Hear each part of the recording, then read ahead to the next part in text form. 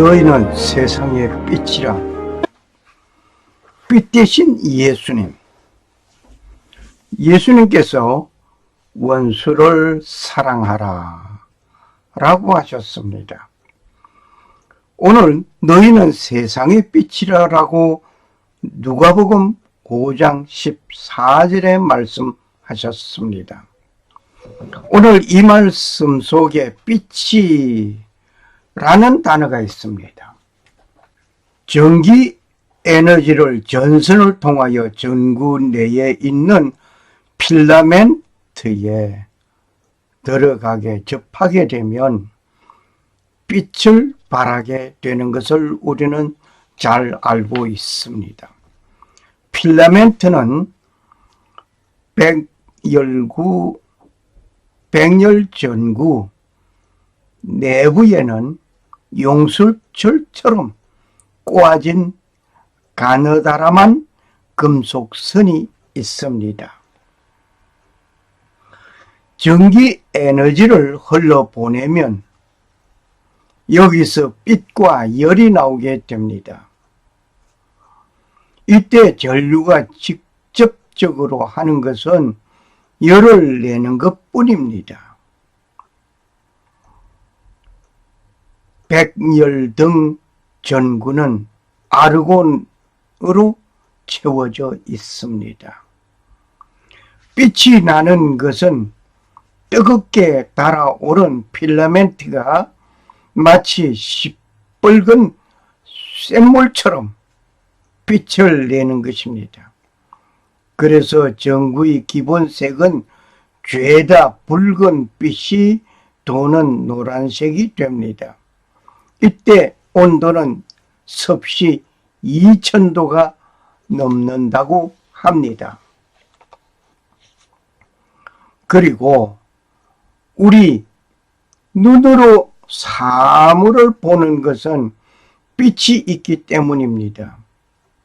우리 주위에 쉽게 볼 수 있는 태양이나 불빛은 그 자체가 빛이 있다는 것은 놀라운 것입니다. 좀 어려운 말을 하게 됩니다. 온도가 높아질수록 최대값은 짧은 파장 영역으로 이동하여 처음에는 가시광선 영역의 빨간색을 지나 파란색으로 이동하게 됩니다. 결국 가시광선을 벗어나 자외선 영역으로 이동하게 됩니다. 금속을 가열할 때 빨간색을 내는 것보다 파란색을 내는 것이 더 높은 온도입니다. 자, 우리는 이 그림을 봅니다. 그림을 보면서 가시광선 400 나노미터에서 700 나노미터 이렇게 보는데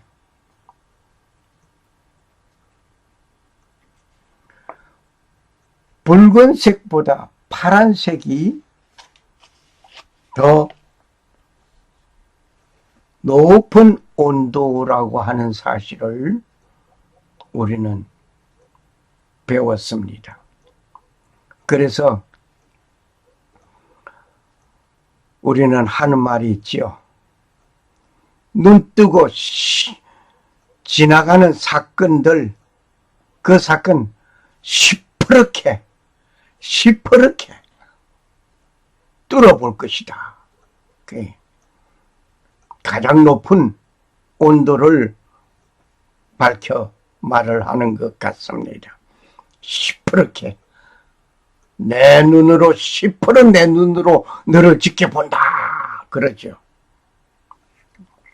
자, 뭐 그 말이 중요한 건 아닌 것 같으면서도 여기에 붉은색보다 온도가 높아질수록 파란색으로 높아진다. 이거 하나 말씀드리고 갑니다. 가시광선은 일반적으로 400나노미터에서 700나노미터입니다. 붉은색 700나노미터는 붉은색이고 400나노미터는 파란색으로 표시되고 있네요. 자, 이 전기 에너지가 전선을 따라서 전구 속 필라멘트 속에 접속되면 전기 에너지가 빛을 발하게 됩니다. 전기 에너지가 필라멘트에 접속하면 빛을 발한다 말입니다. 그런데 놀라운 것은 전기 에너지가 높아지면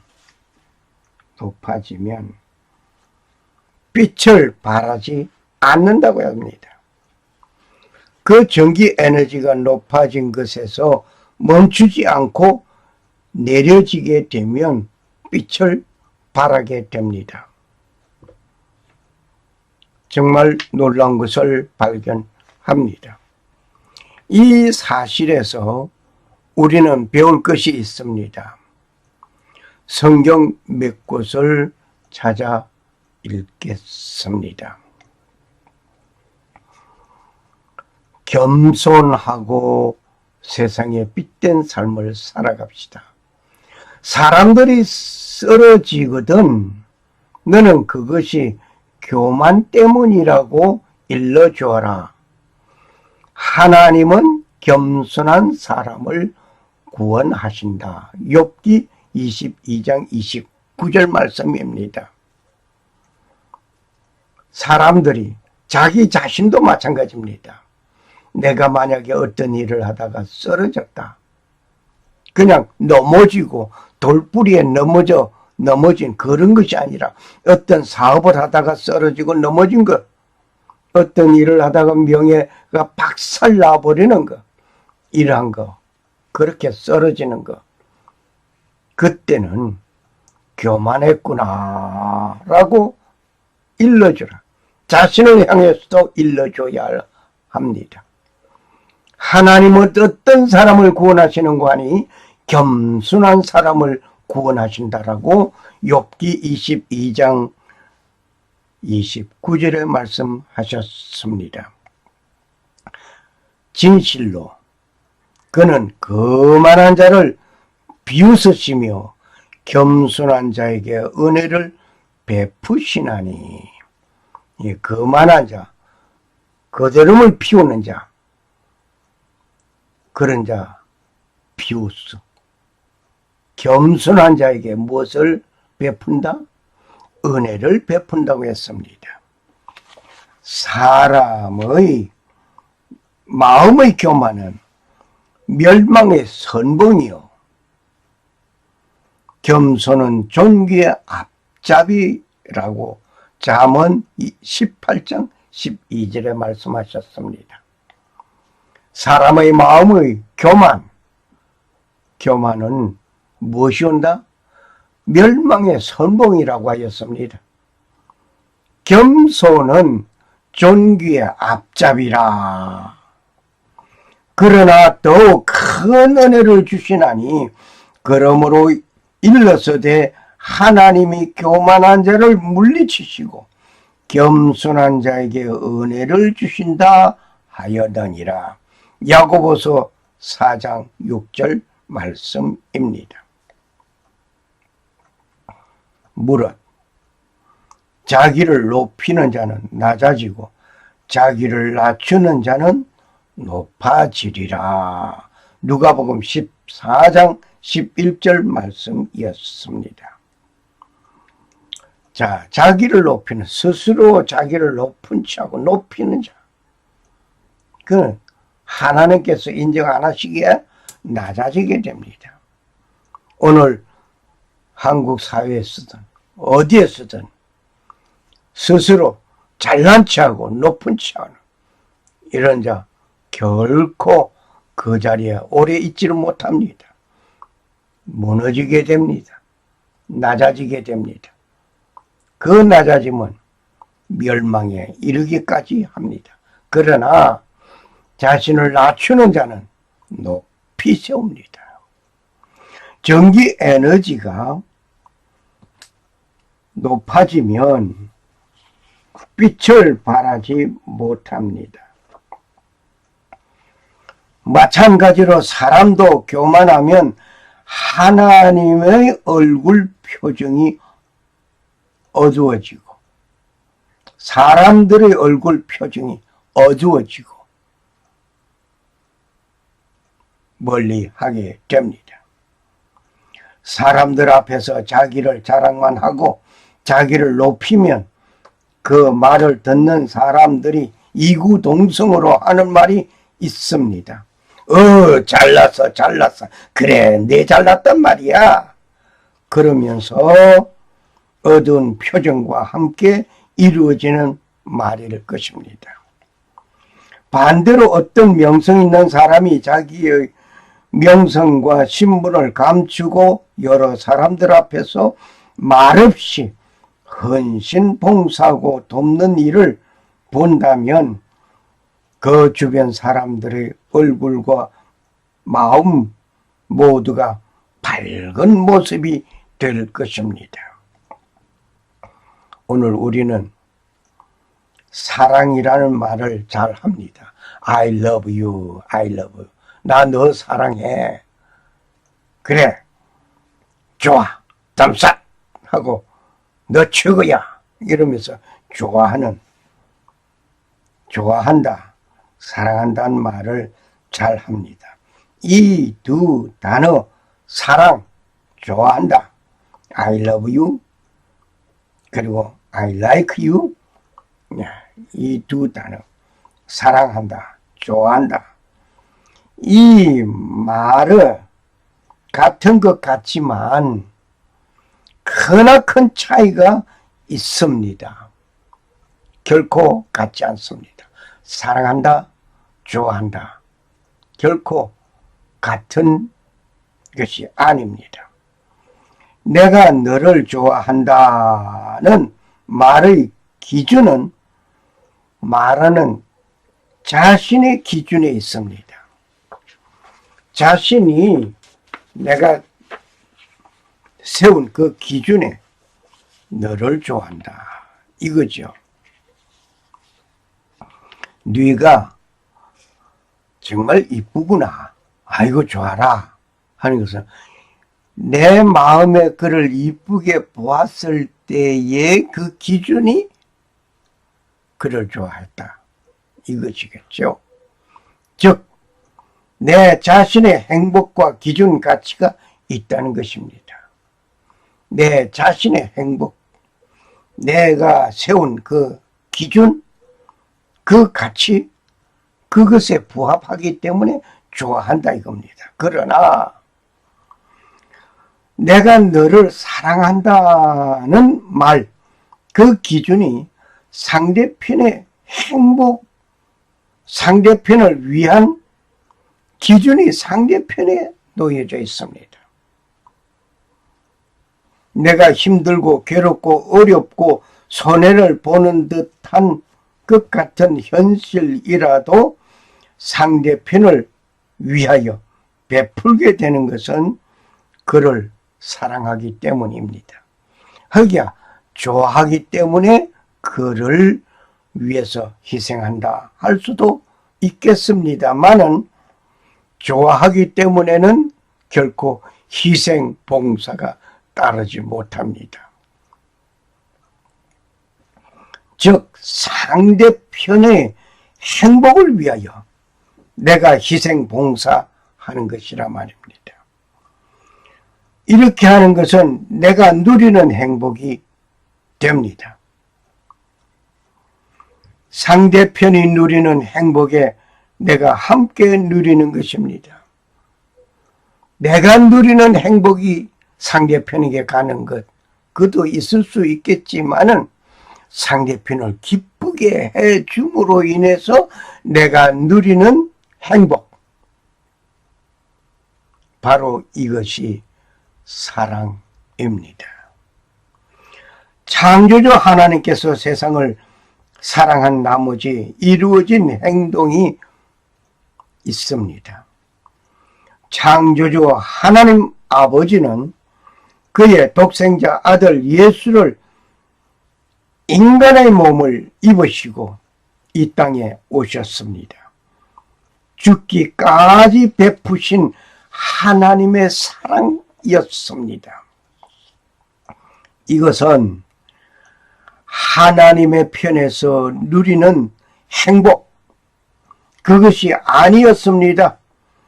범죄하여 영원한 지옥 형벌의 전매 특허권 속에 있는 인간의 행복을 위하여 자신의 모든 것을 다 두어두고 베풀어 주신 하나님의 사랑이었습니다. 이것이 사랑이라 말입니다. 하나님께서 범죄한 인간을 좋아하기 때문에 이렇게 한 것이 아니라 범죄한 인간을 사랑하기 때문에, 사랑하였기 때문에 베풀어진 것이 하나님의 사랑이었습니다. 이렇게 사랑과 좋아한다는 것은 엄청난 차이가 있는 것입니다. 마치 동전 앞뒤가 어느 것이 앞인지 어느 것이 뒤인지 모를 정도로 놓여져 있는 것 같이 말입니다. 그러나 좋아하기 때문에 자기 모든 것을, 그 부귀영화 모든 것을 두어두고 범죄한 인간, 죄인을 위해서 오셔서 죽기까지 베푸는 일이 좋아하기 때문에 아니에요. 사랑하기 때문입니다. 그래서 하나님은 사랑이라고 God is love라고 말하죠. 그 구원의 반열에 선 자를 보시고 기뻐하는 하나님의 행복과 기쁨을 우리는 찾아볼 수 있습니다. 내가 너에게 이르노니 이와 같이 죄인 하나가 회개하면 하늘에서는 회개할 것 없는 의인 99을 인하여 기뻐하는 것보다 더하리라. 누가복음 15장 7절 말씀이었습니다. 99마리를 들에 두두고 길 잃어버린 한 마리의 양을 찾아 나서는 목자의 심정이 사랑하기 때문에, 어떻게 보면 99마리를 들에 두두고 길 잃어버린 한 마리의 양을 찾으러 나섰으니 이리가 찾아온다면 어떻게 될까요? 99마리 어떻게 될까요? 위험한 처지에 놓여져 있습니다. 그러나 길 잃어버린 한 마리의 양을 찾아서 나서는 목자의 그 심정, 그 잃어버린 그를 찾아 나서는 그 심정, 사랑하는 애인이 원하는 것을 이루기 위하여 어떤 어려움과 위험이 따라오는 것에 개의치 아니하고 행동하는 것을 우리는 봅니다. 어떻게 보면 여러분과 내가 그렇게 행동하였습니다.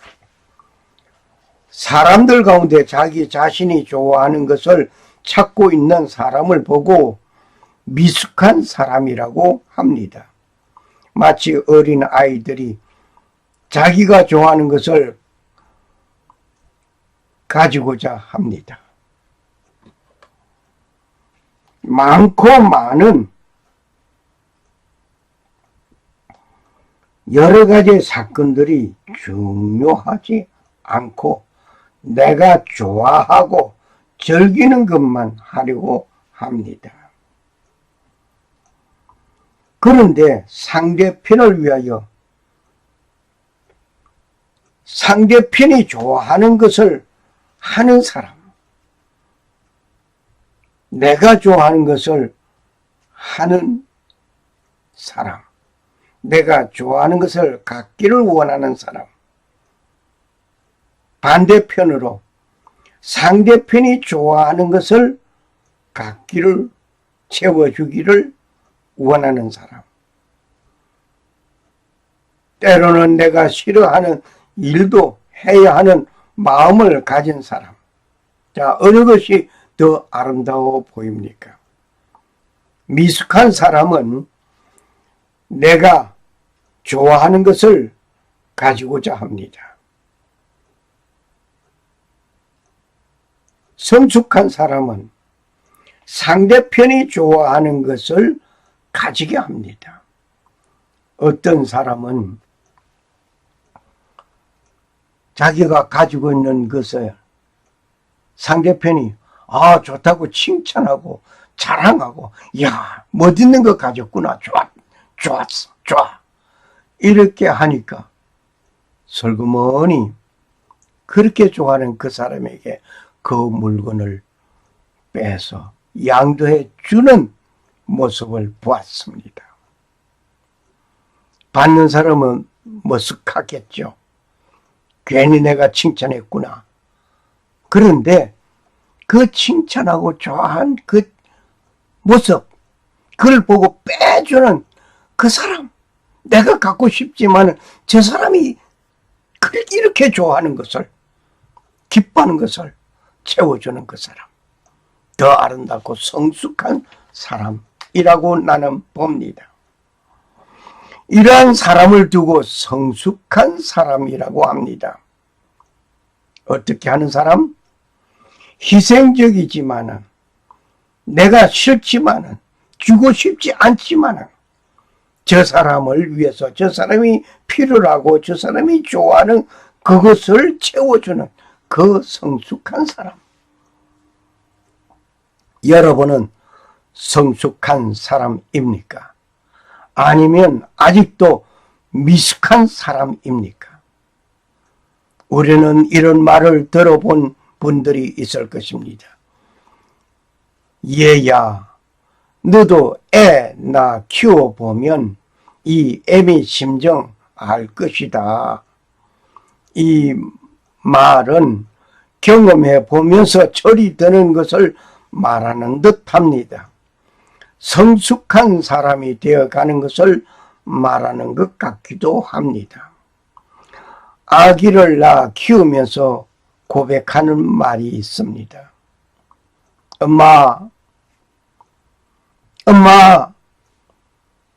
엄마가 날 낳고 이렇게 키우셨군요. 평소에는 엄마에 대한 애정이 없던 딸이 아기를 낳아 키우면서 엄마에 대한 애정을 가진 것을 봅니다. 성숙된 것입니다. 철이 든 것입니다. 어린 아이가 나이 들어서 청년이 되고 성인이 되었다고 성숙하다고 하지는 않습니다. 많은 사람들이 자기 자녀가 학교에서나 어디에서 잘못한 것이 발견되고 들려져 있어도 팔은 안으로 굽는다고 합니다. 그리하여 자식을 품에 품고 밖에서 받은 그 서러움, 밖에서 받은 그 욕설, 그 모든 것을 엄마가 품에 안고 받아줍니다. 왜 그럴까요? 그 이유는 사랑하기 때문입니다. 나는 알지 못하는 순간 나의 허물과 죄로 인하여 멸망될 나를 위하여 속죄하신 분이 있습니다. 웬일입니까? 내가 그것을 받은 어떤 공로가 있는 것도 아닙니다. 이것은 전적으로 창조주 하나님 아버지께서 베푸신 사랑이 은혜로 내려진 것입니다. 창조주 하나님 아버지의 사랑이 그분의 아들 독생자 예수를 내 모든 허물과 죄를 다 담당하셨습니다. 그 일로 인하여 나는 죄 용서함을 받았습니다. 영원한 형벌을 받아 지옥에서 영생해야 할 자를 영원한 천국 시민권자로서 영생에 이르게 된 것입니다. 이 은혜는 예수 그리스도가 베풀어 주신 보혈 공로이었습니다. 이제 그 하나님의 만극하신 사랑에 감사하면서 그분을 믿고 의지할 뿐입니다. 내가 행복하면 나의 행복입니다. 그 내가 행복해하는 모습에 즐기는 이웃이 있습니다. 그런데 상대편이 행복하면 내 즐거움이 있기도 합니다. 그 행복을 부부에게로 가져와 보겠습니다. 부부가 같이 살면서 서로가 자기만 행복하게 해달라고 한다면 부부의 행복이 가능할까요? 가능하지 않습니다. 그러나 서로가 상대편의 행복을 위하여서 노력한다면 그 부부는 행복할 것입니다. 신부는 어떻게 하면 신랑을 기쁘게 할까? 신랑은 어떻게 하면 신부를 기쁘게 할까? 이렇게 생각하며 사는 부부는 결코 말다툼이 일어나지 않습니다.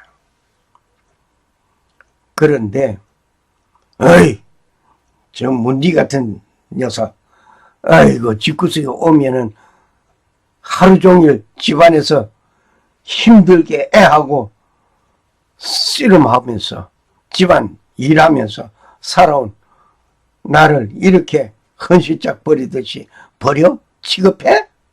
하면서 원망하면 남편이 뭐라고 하겠습니까? 그래 미안하다 하면 좋겠는데 에이구 내만 고생했어?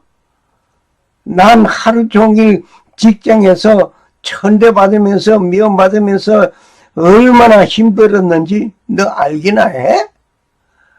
바이어들이 와서 뭐 이러쿵저러쿵 말하는 거 그거 아이고 스트레스 쌓이는 거 그거 너 신경 쓰기나 해봤어? 그러면서 전부가 자기 입장에서만 이 얘기를 하면 당장 그 부분에 서로가 왈가락하고 소리가 높아지는 것입니다. 그러므로 집에 들어오면 아이고 여보 오늘 혼났지? 힘들었지? 돈 벌기 쉽지 않지? 아이고 그래도 꾹 참고 우리 여보 그래도 찾아와 주니 고맙소. 그리고 찾아오는 남편을 품에 푹 끌어안아봐 주세요. 그러면 남자의 마음이 그 모든 하루 종일 쌓였던 그 스트레스가 눈 녹듯이 싹 녹아질 것입니다. 그러면 남편이 뭐라고 하겠어? 아이고 울고 짜증 부리는 애 볼랴 집안 청소할랴 아이고 힘들었지. 그러면서 서로가 껴안아 보세요. 아름다운 부부의 모습이 넘칠 것입니다. 왜냐하면 미성숙한 삶을 좋아하는 사람, 내 취향에 맞춰 주기를 바라는 사람, 부부가 그렇다면 서로가 자기 입장에서만 얘기하고 자기 입장에서만 상대편을 쳐다보고 있으면 그건 안 될 일입니다. 미성숙한 사람입니다.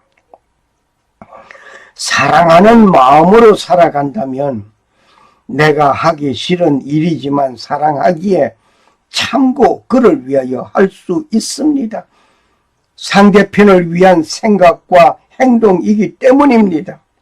상대편을 위한 생각, 행동, 그것을 바로 사랑입니다.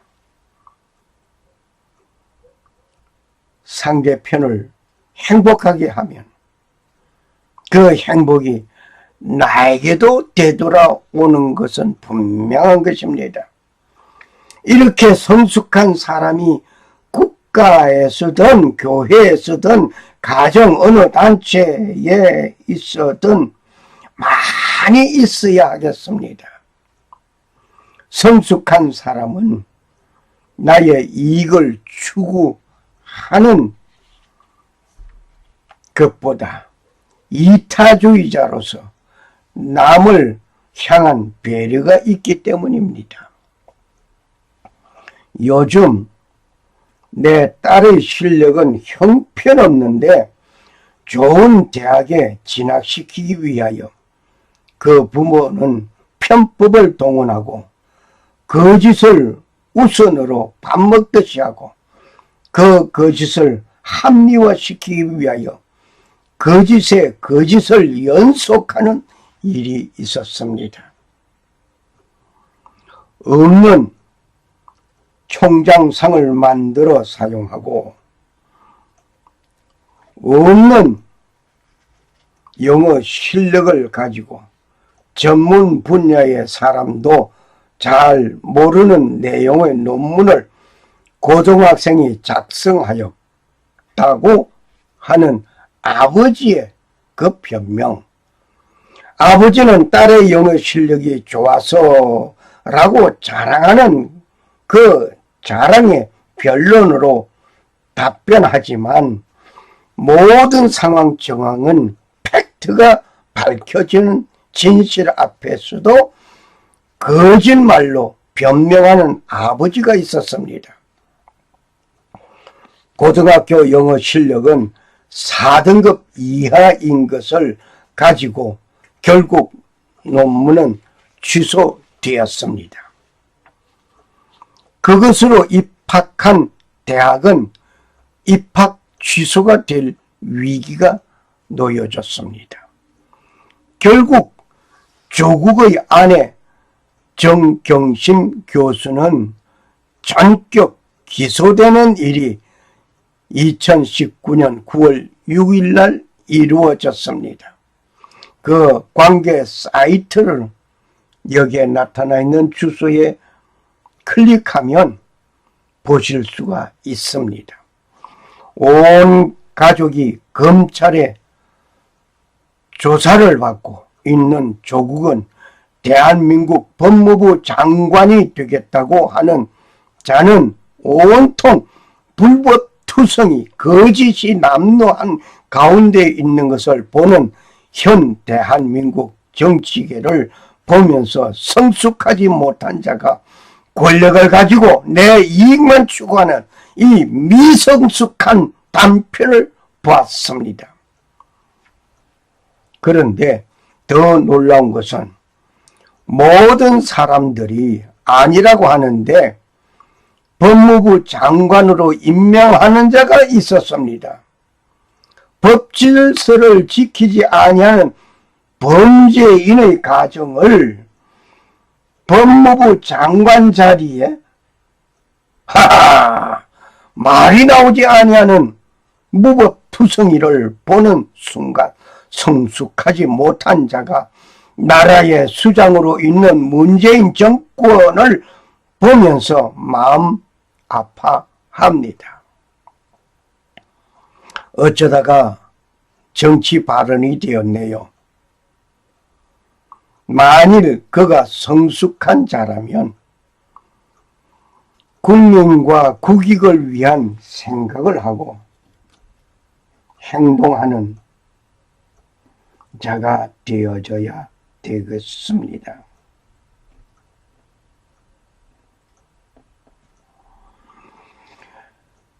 이러한 사람을 법무부 장관 지명한 자도 성숙한 마지막 행동을 했으면 합니다. 마음 아픕니다. 성숙한 사람은 공익을 위하여 행동합니다. 자신의 희생하면, 봉사하면 이타주의자로서 살아가는 자가 되어져야 할 것입니다. 성숙하지 못한 사람, 자기 이익을 추구하고 따라가는 것입니다. 여러분은 성숙한 사람입니까? 정말 성숙한 사람입니까? 성숙하다면 이타주의자로서 살아가시기를 바랍니다. 아니면 아직도 미성숙한 사람입니까? 이러한 성숙한 사람인지 아닌지 구별해보는 기준이 있습니다. 미성숙한 사람인지 성숙한 사람인지 자신이 점검해 보아야 하겠습니다. 어떤 일을 하는데 내가 좋아하고 내 취향에 맞고 내가 즐기면서 나와 함께하는 일의 결과가 내 이익에 추구하고 있는가? 라고 자신이 그 일에 진솔하게 물어보시기를 바랍니다. 아니면 그 일을 원하지 않지만 공익을 위하고 타인을 위하여서 그 일에 뛰어들어 헌신 봉사할 마음이 있습니까? 기준이 성숙하냐 미성숙하냐 하는 것은 자신이 판단하시기를 바랍니다. 예수님은 빛이라고 말씀하셨습니다. 빛은 자신을 위하여 비추어지지 않습니다. 어둠 속에서 밝음을 위하여 비추어지는 희생물입니다. 등잔불을 자세히 살펴보시기를 원합니다. 등잔불이 밝혀지려면 먼저 심지가 타게 됩니다. 그 심지는 기름이 공급되어야 합니다. 기름이 공급되는 심지에 불을 밝히는 것은 어둠이 있는 공간에 행하여지는 것입니다. 그렇다면 등불빛이 비추는 것은 어둠을 향한 것입니다.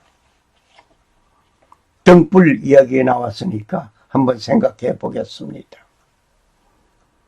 심지에 등잔에 기름이 있어야 합니다. 심지에 기름이 공급될 수 있도록 놓여져 있어야 됩니다. 그 위에 심지에 불을 붙입니다. 불이 밝혀집니다. 불이 밝혀질 때에 심지는 타고 있습니다. 심지가 타지 않을 수 없습니다. 탑니다. 공급되는 기름으로만 불 밝혀지는 것이 아닙니다. 내 속에 성령이 계십니까? 너희 속에 그리스도의 영이 없으면 그리스도의 사람이 아니라고 하였습니다. 여러분 심령에 성령이 존재합니까? 그리스도의 사람입니까?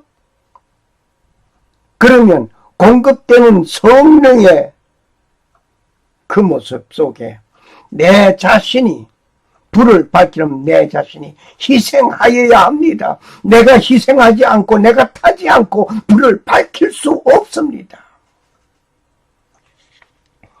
예수님께서 나는 빛이라고 말씀하신 것은 역시 어둠의 현장을 향한 빛의 소리입니다. 흑암에 앉은 백성이 큰 빛을 보았고 사망의 땅과 그늘에 앉은 자들에게 빛이 빛이었도다. 마태복음 4장 16절의 말씀입니다. 빛은 흑암에 앉은 자에게 비추어진 것입니다.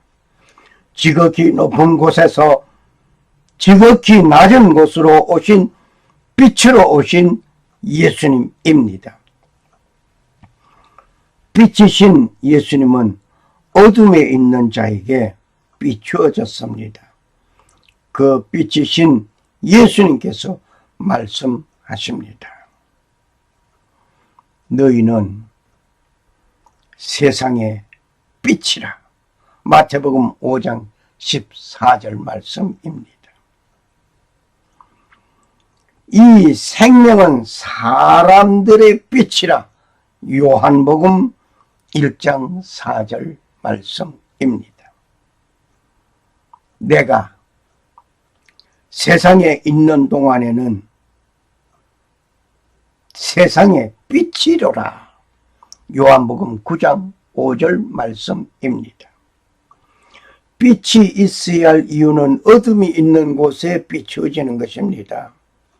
이 땅 위에 죄악으로 어둠이 가득한 곳으로 빛 대신 예수님께서 오셨습니다.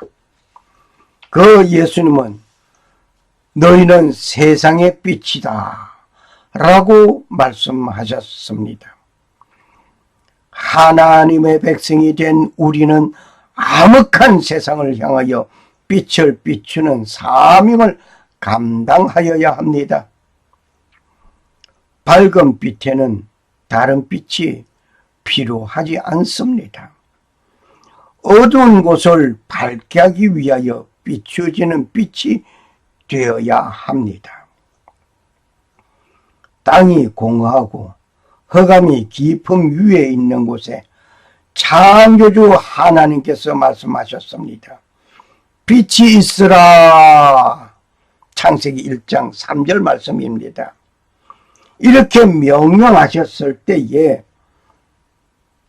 빛은 있었습니다.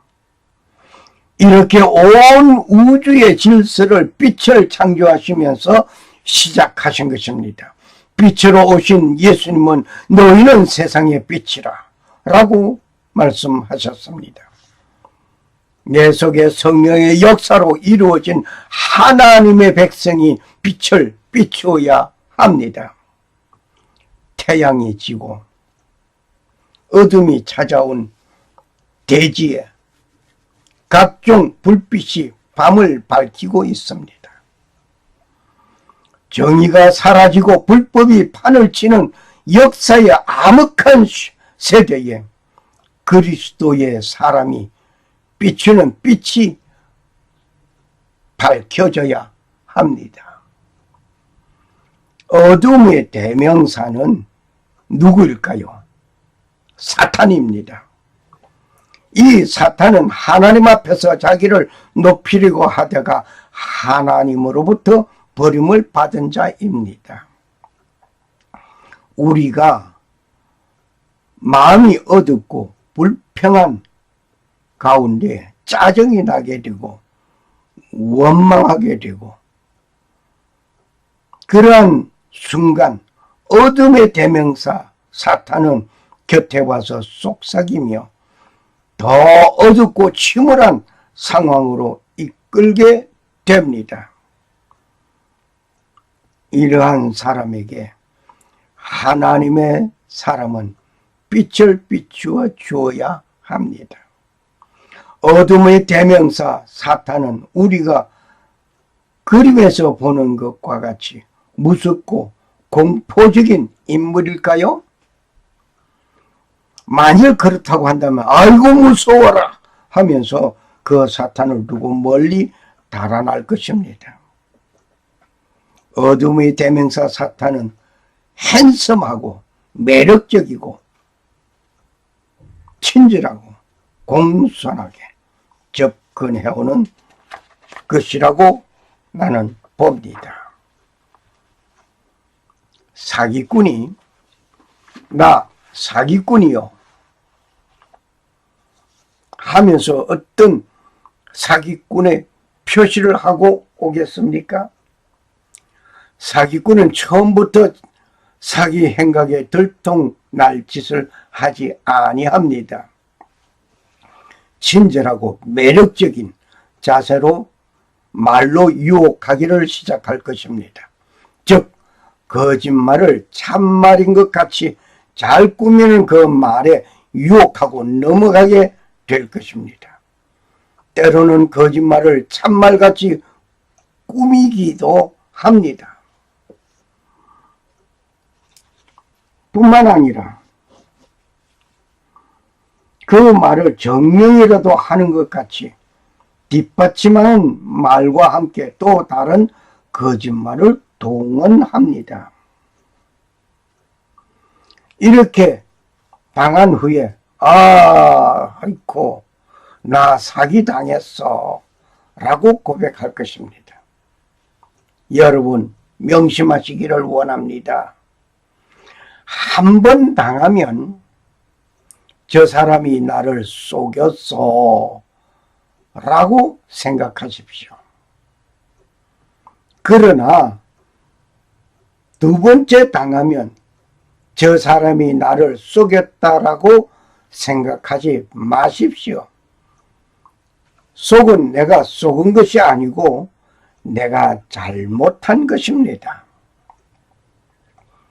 계속하여 세 번째 당하면 내가 죄인입니다. 속은 내가 죄인이라 말입니다.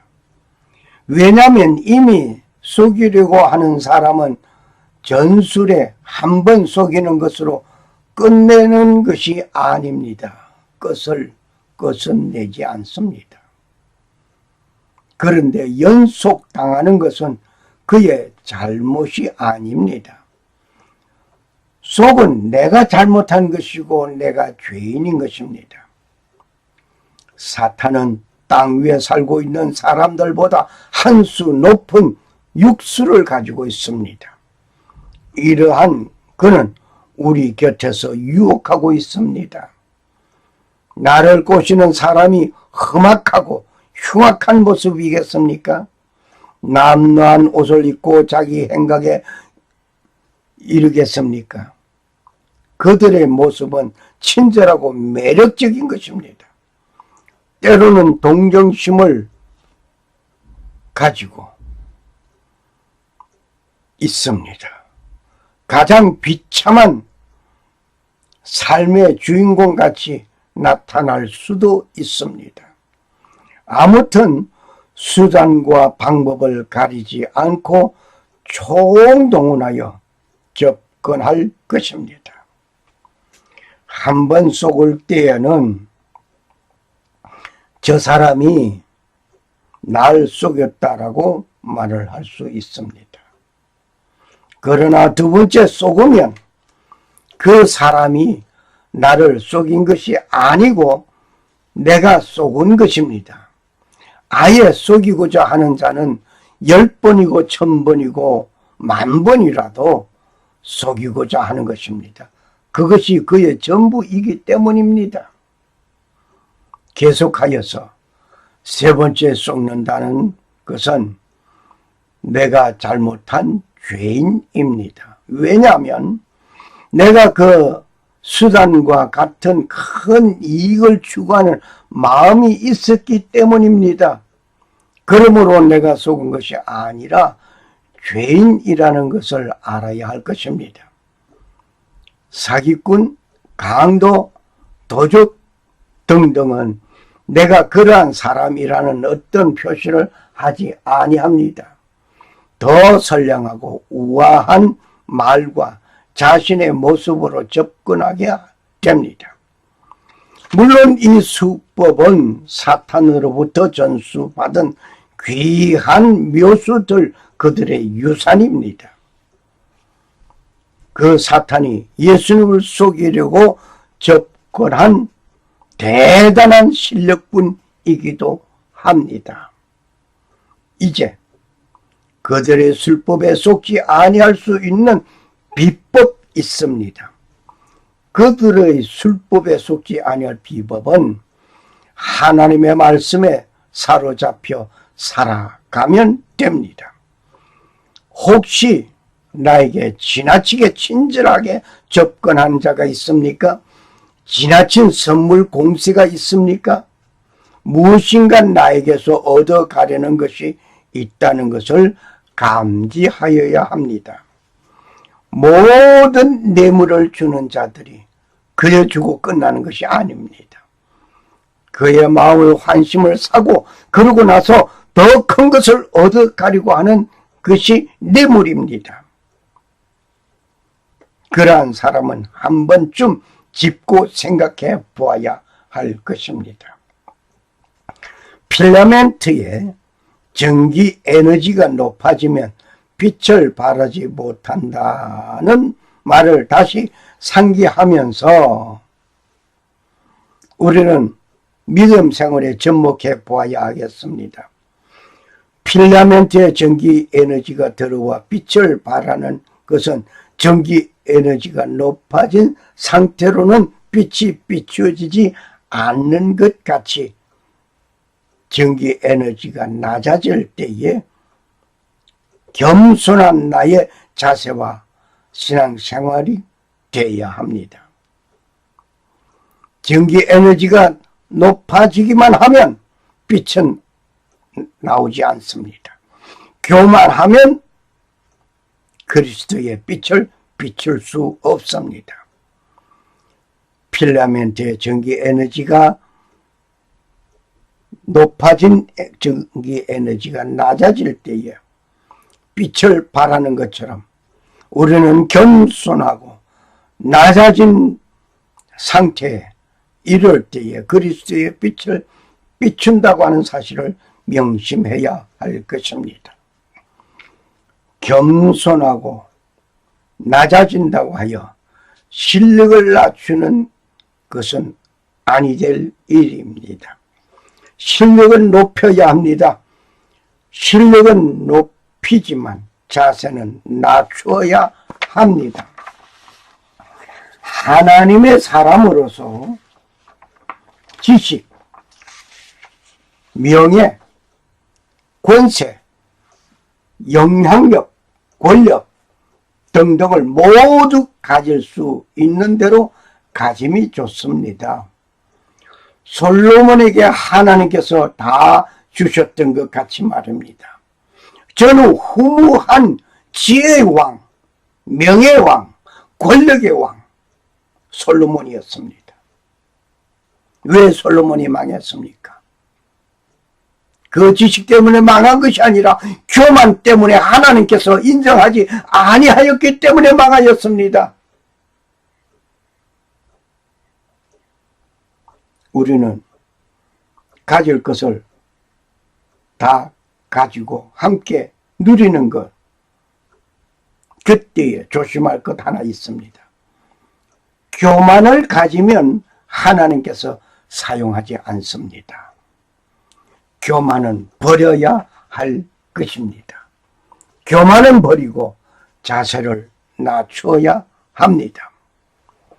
하나님은 겸손하고 자세를 낮추라고 하셨습니다.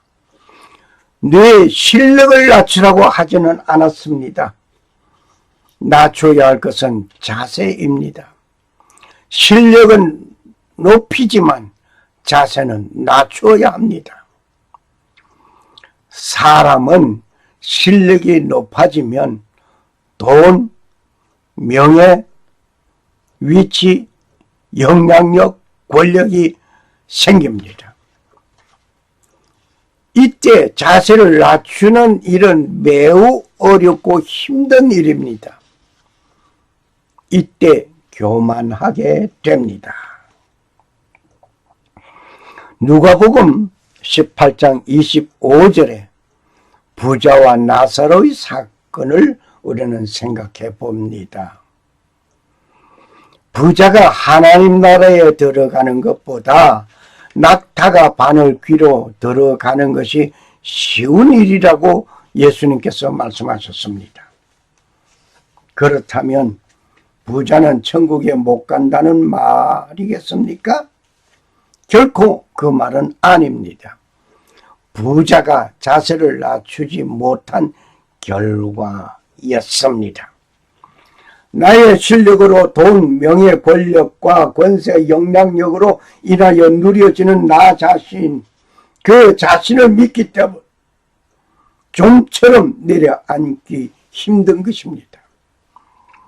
실력을 키우는 것은 중요합니다. 명예, 권세를 가진 것도 중요합니다. 그러나 실력이 때로는 독이 되는 일이 있습니다. 만일 독이 되었다면 독을 제거하는 일이 있어야 합니다. 뱀에게 물렸을 때 해독제를 맞듯이 말이야. 실력을 높임에 있어서 독이 되는 것은 해독제를 사용해야 합니다. 그 해독제는 무엇이겠습니까? 하나님의 말씀으로 무장하고 자세를 낮추면 하나님께서 높여주시는 일이 되어야 합니다. 성경 여러 사건들 속에서 많이 볼 수 있습니다. 욥도 최후에는 처음 받았던 그 복보다 더 많이 받았습니다. 하나님의 능하신 손 아래서 겸손하라. 때가 되면 너희를 높이시리라. 베드로전서 5장 6절 말씀입니다. 하나님께서 높여주시는 그 때가 이루어져야 합니다. 그러므로 하나님의 능하신 손 아래서 겸손해야 합니다. 하나님께서 우리를 사랑하시고 하나님께서 우리를 사랑하셨다. 이 말은 많이 들었습니다. 그리고 하나님은 사랑의 하나님이라고 우리는 잘 알고 있습니다. 즉, 이 말은 범죄한 인간을 하나님은 알았습니다.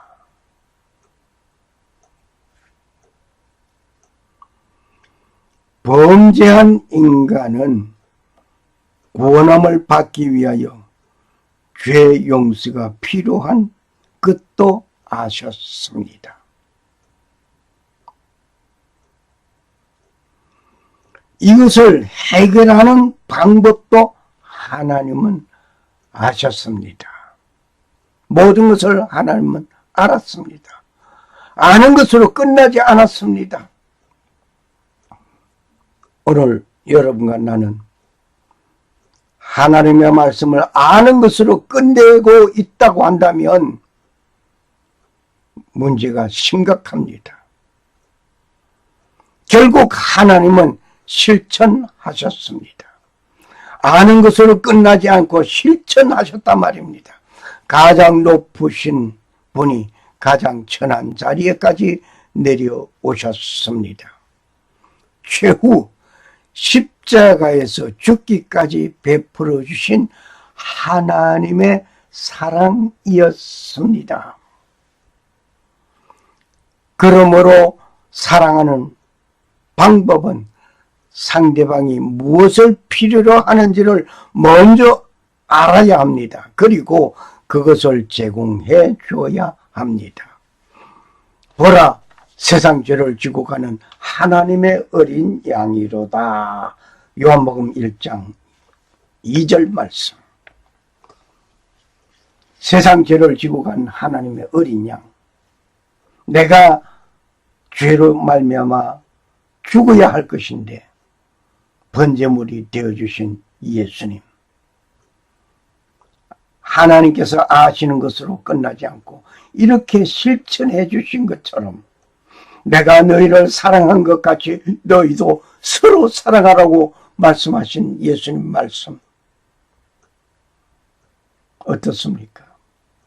하나님의 말씀을 아는 것으로 끝나는 것이 아니라 그 하나님의 말씀을 알고 실천하는 하나님과 같은 여러분과 내가 되어줘야 될 것입니다. 하나님께서는 그렇게 실천하셨습니다.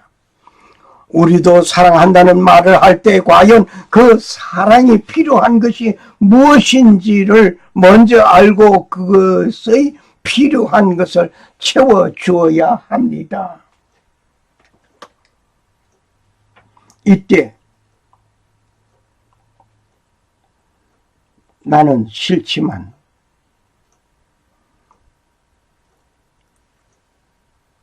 행하기 어렵지만 나의 헌신과 봉사가 따라가야 합니다. 그것이 성숙한 사람입니다.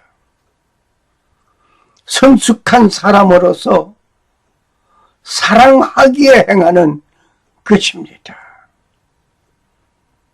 선물을 줄 때 상대편에서 필요한 것을 주지 않고 다른 것이라면 어떻게 될까요?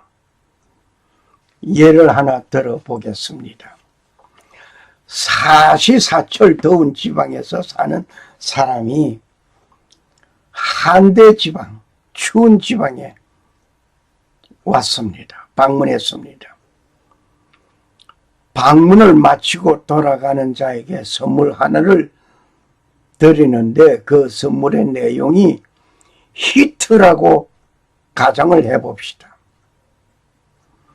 선물을 주는 자는 추운 지방에서 살다 보니 따뜻한 온기가 나오는 히트가 좋다고 생각한 것이었습니다. 내가 좋아하고 내가 필요한 거, 내가 즐기는 거, 그것을 주었습니다. 받는 자는 그래 이열치열이라고 하더니 더운 지방에서 더 더웁게 삼겨지라고 하려는지도 모릅니다. 그 선물은 선물이 되지 못합니다. 심적 부담이 되고 말 것입니다. 오히려 욕이 됩니다. 선물을 줄 때 내 기분과 내 취향에 맞는 것을 준비하여 주는 선물이 되는 것이 선물이 아닙니다. 상대편에서 필요한 것이 무엇인가를 알고 준비하는 것이 선물이라 말입니다. 사랑하는 것은 상대편에서 필요한 것이 무엇인가를 알고 그것을 채워줄 때 좋은 결과를 가지게 될 것입니다. 만일 그가 무엇이 필요한 것인지 모를 때는 물어보는 것도 좋은 방법 중에 하나가 될 것입니다. 내가 좋아하는 것, 내 취향에 좋은 것이 마치 상대편에서 좋은 것인 것처럼 적중되는 일이 있다고 한다면 참 다행이겠습니다. 하지만 그것은 요행이었습니다. 선물을 선택할 때에 상대편에서 원하는 것을 내가 알고 생각한 것이 아니고 내 취향에 내가 좋아하는 것으로 이루어진 것이라고 하는 것은 부인 못하는 것입니다. 그러므로 기준이 상대편이 아니라 내 기준이었습니다. 상대편의 기준에 세운 행복론이어야 합니다. 내 기준, 내가 세운 기준, 내가 좋아하는 것, 이것이 상대편의 행복론이 될 수는 없습니다. 예수님께서 하신 말씀을 보겠습니다. 예수님께서 뭐라고 말씀하셨습니까? 예수님께서 하신 그 말씀, 또 내 이웃을 사랑하고 내 원수를 사랑하며 너를 핍박하는 자를 위하여 기도하라. 마태복음 5장 44절 말씀입니다. 자, 여기에서 이웃을 사랑하라고 했습니다. 그런데 이웃을 사랑하라고 하면서 내 원수를 어떻게 하라? 사랑하라고 했습니다. 더 나아가서 너를 핍박하는 자를 위하여 기도하라고 했습니다. 참 힘든 것이었습니다. 하기 싫은 것이었습니다. 그런데 사랑한다고 하는 것은 내가 싫지만은, 내가 원하지 않지만 그것을 행하는 것은 사랑입니다. 너희 듣는 자에게 내가 이르노니 너희 원수를 사랑하며 너희를 미워하는 자를 선대하며. 누가복음 6장 27절. 역시 아무리 생각해도 내가 선뜻 즐겁게 행할 수 있는 행동은 아닙니다. 원수를 사랑한다? 나를 미워하는 자를 선대한다? 이 말씀을 보면서 상식적으로 생각해 봅시다. 내 앞에 나타난 사람이 나를 힘들게 하던 사람이었습니다. 내 돈을 갈취하고 나를 향하여 음모술수하던 사람입니다. 그러한 사람이 피골이 산접하여 내 앞에 서 있습니다. 이것을 보고 무엇이라고 생각하고 말을 먼저 할 수 있겠습니까? 이 꼴 좋구나. 지난날 나에게 그렇게 행한 것을 생각하면 내 앞에 설 수 없을 텐데 어떻게 뻔뻔하기도 하구나 하겠습니다. 그런데 예수님께서 말씀하십니다. 원수를 사랑하라고 했습니다. 미워한 자를 선대하라고 했습니다. 나의 원수요, 나를 미워하는 자를 어떻게 사랑하고 선대할 수 있겠느냐 말입니다. 이것은 상식이었습니다. 그런데 예수님은 그렇게 하라고 했습니다. 그것을 내가 하기에는 싫습니다. 그것을 내가 하기에는 너무나 힘든 것입니다. 과연 원수를 사랑하고 나를 미워하는 자를 향하여 선대할 수 있단 말인가? 이것을 행하기 어려운 일입니다. 그런데 그 행하기 어려운 일이지만 그에 필요한 것을 채워주고 따뜻하게 맞이하는 일은 싫지만 행하는 것은 그를 좋아해서가 아니라 사랑해서입니다. 오늘 이 말씀을 통하여서 내가 고백할 일이 있습니다.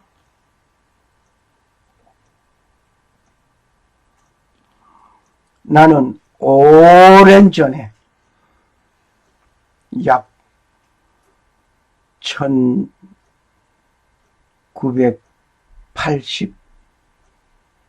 1987년도 사건인 것 같습니다.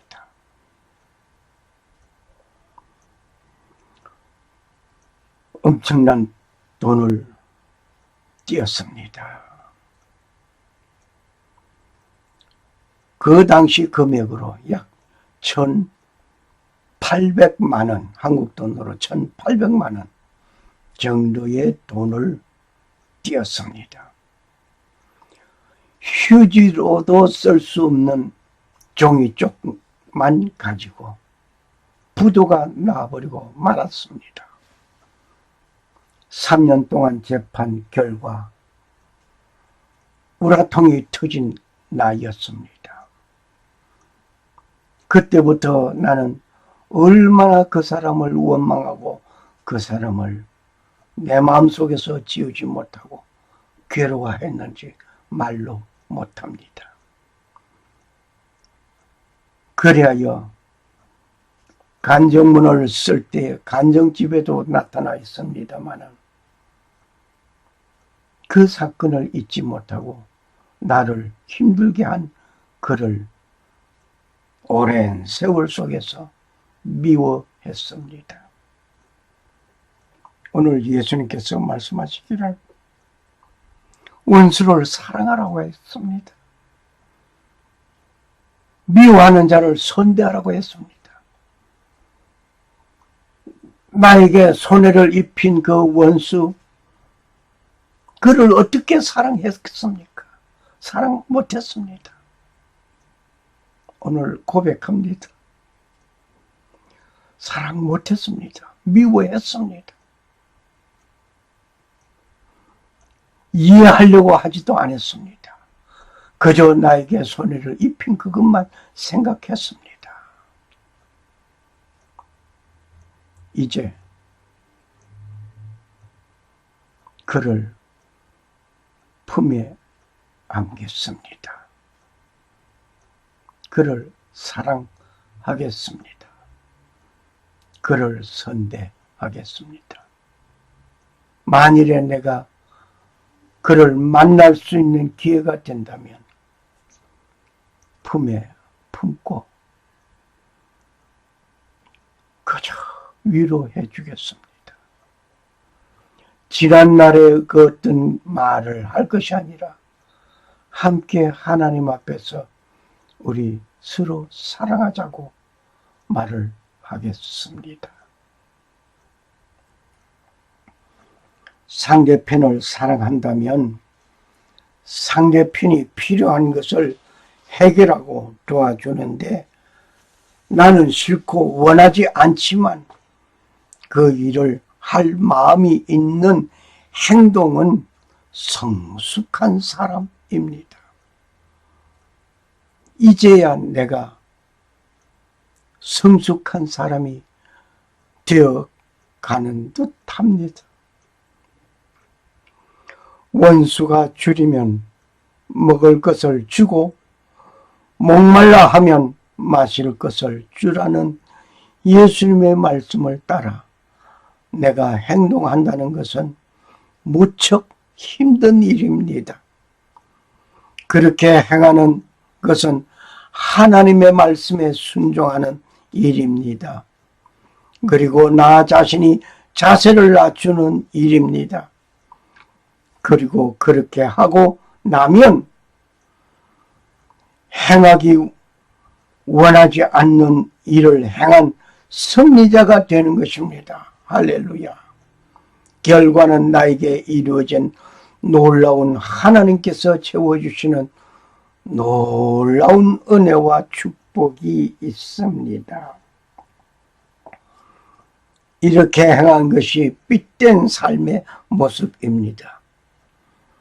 빛은 어두움에 밝음을 제공합니다.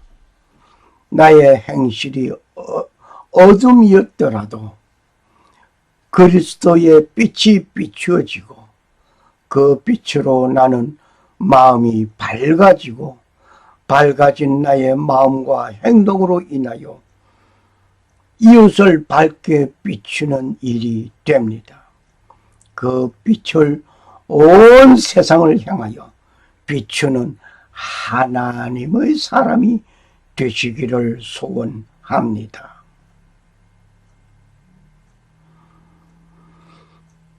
너희는 세상의 빛이라. 산 위에 있는 동리가 숨기우지 못할 것이요. 마태복음 5장 14절 말씀.